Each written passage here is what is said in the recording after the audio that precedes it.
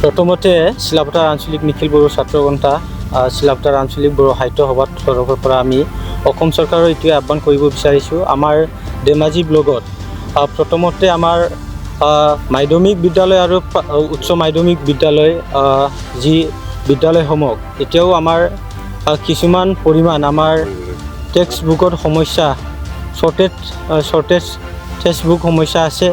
এই সমস্যাক আমি আমাৰ অসম চৰকাৰ আৰু আমাৰ অসম চৰকাৰৰ শিক্ষা বিভাগক আমি এইটোৱে অনুৰোধ কৰিব বিচাৰিছোঁ, আমাৰ যিখিনি শ্বৰ্টেজ টেক্সট বুক হৈ আছে এইবিলাক অতি সোনকালে আমাৰ টেক্সট বুকবিলাক আমাক বিতৰণ কৰিব লাগে, আমাৰ স্কুলসমূহক দিব লাগে। আমাৰ ছাত্ৰ ছাত্ৰীৰ এই সমস্যাবিলাক অসম চৰকাৰ বা অসম চৰকাৰৰ শিক্ষা বিভাগে সমাধান কৰি দিব লাগে বুলি আমি নিখিল বড়ো ছাত্ৰ সন্থা আৰু বড়ো সাহিত্য সভাৰ তৰফৰ পৰা অনুৰোধ জনাইছোঁ।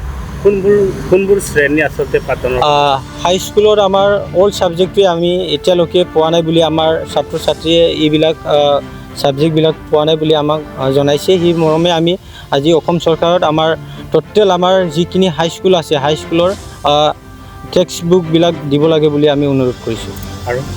আৰু মাধ্যমিক বিদ্যালয়ত যেনেকুৱা ক্লাছ 6 ক্লাছ 7ত ইয়াত মেথছৰ সমস্যা আছে, তাৰপিছত ইংলিছতো সমস্যা আছে, এইবিলাক ছাবজেক্টবিলাকো দিব লাগে বুলি আমি অনুৰোধ জনাইছোঁ। পাঠদান কৰিব পাৰিছেনে নহ'লে এইবোৰ ছাবজেক্ট?